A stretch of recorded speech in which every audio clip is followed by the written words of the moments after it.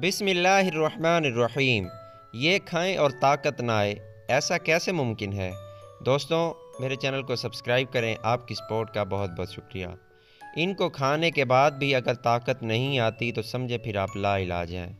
Video में बताई गई चीज़ों में से किसी एक पर भी अगर आप अमल कर लेते हैं तो ज़िंदगी में इंशाअल्लाह कभी सेहत का मसला नहीं बनेगा।